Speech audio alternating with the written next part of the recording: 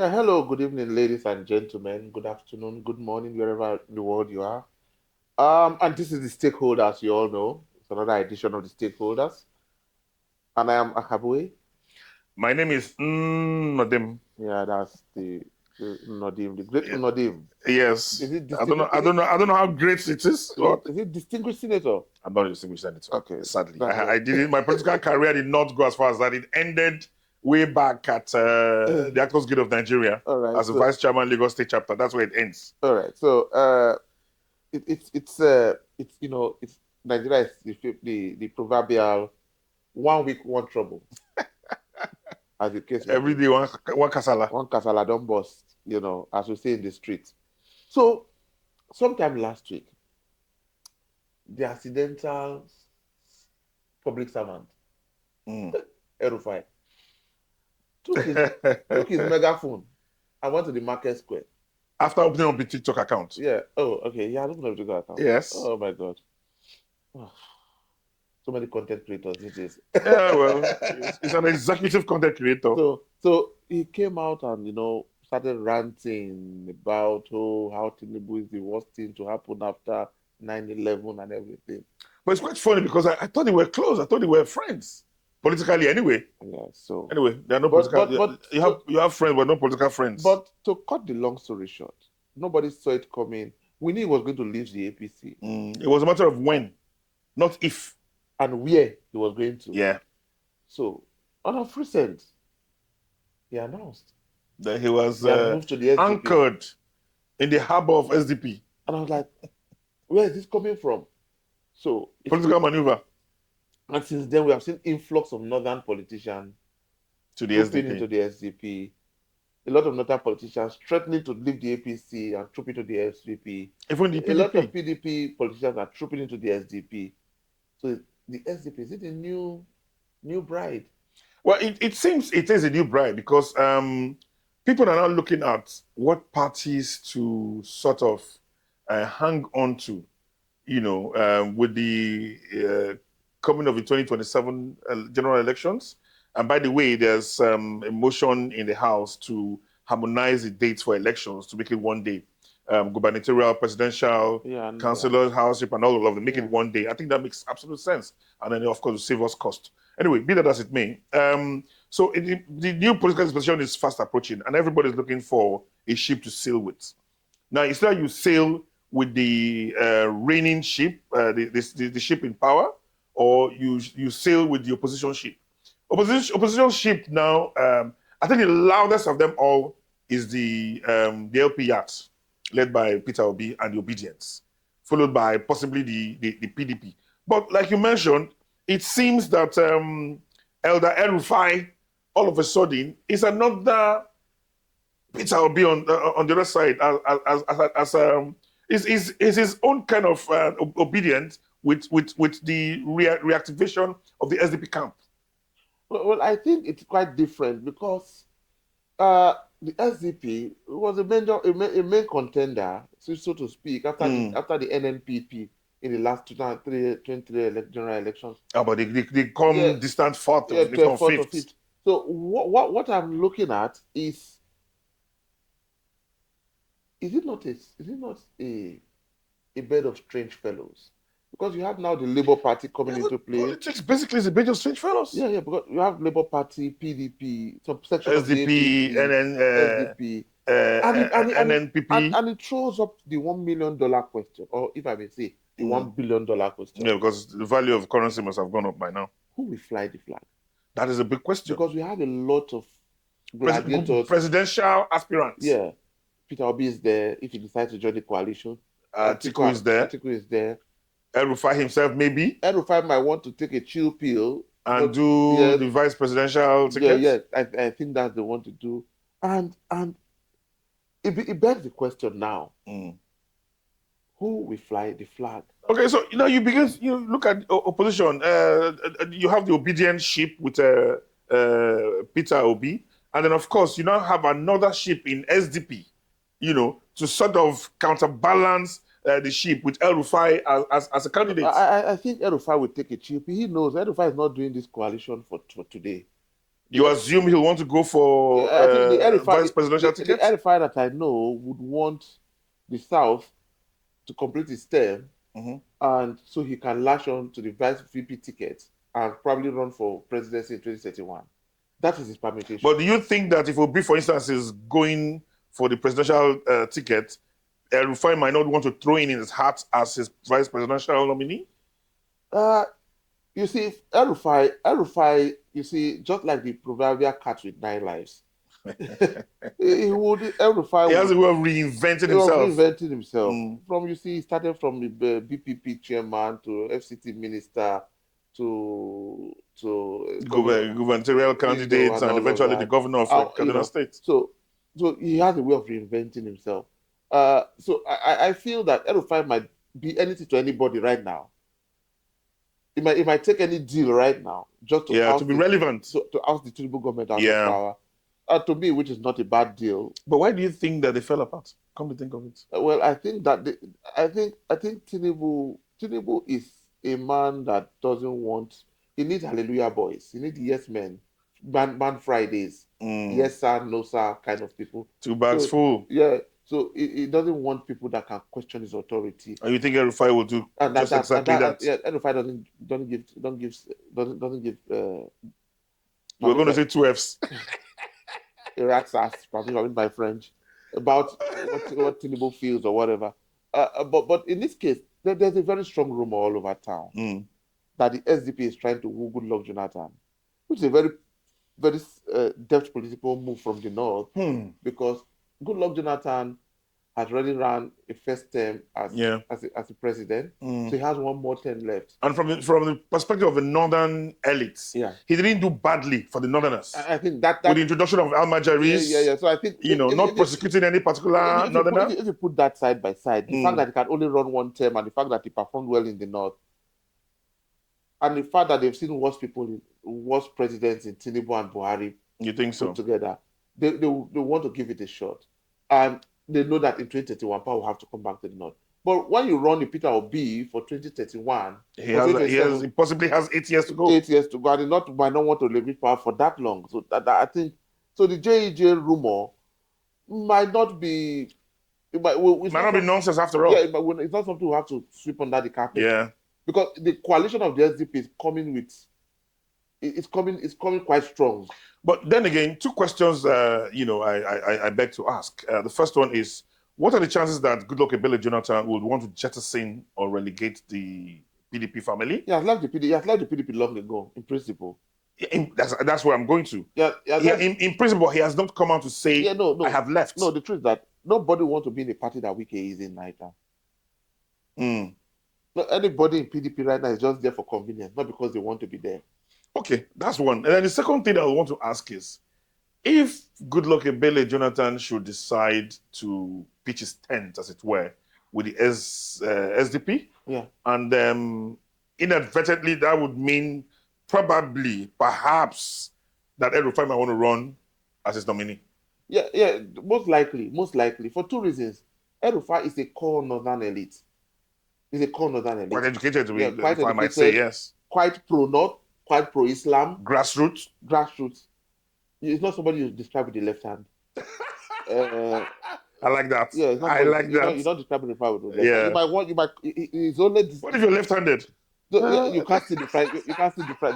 Connotatively, you mean? So I feel that El-Rufai would want to run for VP. I think that's what he's putting for. Then, and then once Jonathan steps down as president, he takes that seat. And I beg you, there's a very strong chance that if he runs as vice presidential nominee and makes it, there's a very strong chance that he would have used that 4 years to prepare grounds for his but you see, enthronement as El-Rufai, like president. Like El-Rufai, like Wike, the difference is their size. But I'll tell you for free. I don't care who's listening. I think to a great extent, Wike's political career is dwindling. He doesn't have a political career. He's just kissing asses at the moment. I think it's because at the end of the day, his only major sphere of influence is the River State, which he has lost. He doesn't know it yet. That was a very strong, political maneuver by the president. Yeah. So and that is one. But let's stick to the SDP whole issue. Yeah. what is your pathway to victory? I have been trying to study political alliances, both in Europe, in Africa, in the Americas, and I'm trying to see where the SDP is going to come out from. So, and for me, without the PDP committing itself fully into the merger, the anti-Wike part of the PDP committing itself to the merger, it's going to be a very tough run, because the SDP needs, let us say the SDP takes the North totally. Let's assume. If the Arewa, the ACF, the Northern Elders Forum, and the core Northern elites go the way of the SDP, then they need to balance it. I think there might be a stumbling block there, because if you look at Kano is almost a country of its own. No, the truth is, and then you have the Kwakwanso and this the Kwakwasina movement. The Kwakwanso will always pivot to the SDP at the end of the day. We all know that. Let's not. You think he'll want to? He would go. He will do what Buhari did with CPC. Don't be surprised. Kwakwanso might even get the VP ticket. They might sell the VP ticket to him. 3 million votes. Yeah, if he can bring, because Kano is no joke. If he's coming with 3 million votes, the whole of the southeast, I'm not sure can cover one local government in Kano. He owns Kano. Literally. He owns Kano. Literally. So it's a good bargaining chip for him. So their pathway for the victory, sticking to the pathway for the victory. If the SDP goes ahead to win the Northern Elders Forum, to win the Arewa Consultative Forum, and the former ex-governors and disgruntled APC members, and the Northern elites that have been jilted, and the former new PDP people, those people that feel disenfranchised by the Tinubu administration, by the Eurobanization of the Tinubu's government, then I can see the SDP taking the entire northern Nigeria. But I don't think it will be a smooth sail, as it were, for SDP if they don't have the full alliance of PDP. Believe it or not. I said that before, that if the likes of Bala Mohammed and the rest, all the core PDP governors, right, and the major political elites in the north go the way of the SDP, then that's it. It's a done deal. It's a done deal. Then the southeast is a disgruntled side. Yeah. But if you look at the politics that played out during Babangida's book launch, you can see a romantic relationship trying to establish between the north and the southeast. Babangida's book tried to placate. It was very political. Yes. Although a military man, very political. He was trying to placate the Igbos. southeast. And a lot of northern elders are coming out to say the Igbos have been part of the north. The southwest have been trying to cause a wedge between the Igbos and the north. So they are coming to say, you know what, extending the handshake across the Niger, as it were, to say. So maybe the first 1966 coup was not exactly an Igbo affair after all. After all, yeah. So after 60 years. Yeah. So after if you do that, then Tinubu should start painting body because he's going back there. He's going back. Yeah. But I think to a great extent, have you thought about the possibility of one house? When I say one house, just like what Buhari and Tinubu did with CPC for Buhari, and is it AC for Tinubu? Yeah, Action Congress merging to become APC. Yeah, so you see, the divide will always be there. It's like a house when you plaster a house that has a plastering before. It will always show. The marks will be there. If you don't, the cracks will be there. The cracks, yeah. So when the SDP is even more complex in terms of its structure or in terms of its building block. You have the SDP, you have the subsection of the APC, you have the NNPP, you have the Labour Party, PDP. you have the PDP, and you have, so it's even some members of the Kwakwaso movement have left. So it's a rainbow coalition. Yeah, but like let me be more emphatic or simplistic, as it were. What are the chances that they all will merge to form one big party? Like ABC said. So you don't have SDP, you don't have PDP, you don't have one. So you have one party. So they're going to form the party, but we have to now look at the roadblocks. What are the challenges? What are the obstacles? Who will be the VP? Who will be the president? That's the first question. Where do you think Peter Obi will be? So for me, I feel there will be two parts of this equation. The likes of El Rufai will want power to remain in the south for one term. Yeah. So they can go back to the north. The likes of the practical side of it want to say, you know what, let Atiku go in for it. Yeah. because when he's going Let for him it wrestle power from Tinubu Tinubu. and go for a 2-term. So that's one of the major roadblocks. Then the Because acceptability, this is more or less his last opportunity. acceptability is another major concern. The acceptability is another major concern. How well will they be accepted in the South? How It well? depends. It depends on who they are fielding. Yeah, I think that's a major concern. Yeah. If they want to all gather together and form a new government via opposition and everything, I know that Atiku might not want to step down. Yeah, But if for whatever reason, I think Atiku feels that he's. it's my turn. Yeah, no, I think he's Emiloko. in Hausa. How do you say?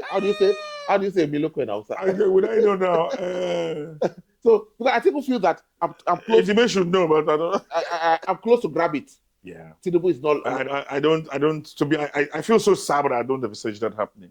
So, but it's going to mean, for me, if you ask me, I'm someone that believes in Peter. I believe in Peter Obi so much. In fact, I think a Kwakwanso and a Peter coalition will make sense, but it now depends on if Kwakwanso would want to go for vice presidency, which was the problem they had 2 years back. Yeah, so, but I think that the thing is, if they can extract a commitment from Peter Obi to run for just one term, and he signs, puts pen to paper to say, you know what, I'm just going to do 4 years, and I'm out. If they can extract that commitment, I thought Muhammadu Buhari put pen to paper to say he was going to do only 4 years. No, they didn't say that.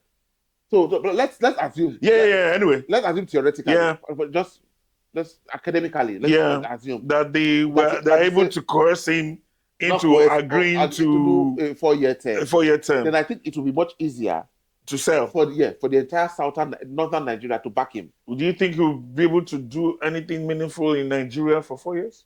Because he might sign that document, come 4 years, he will do so much, assuming and possibly do so much good for Nigeria that even the Northerners will want for him to remain.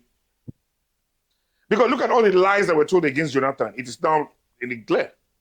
Well, I think that's left for Nigeria. So finally, on acceptability, I think, like you said, acceptability is based on who they feel. They feel.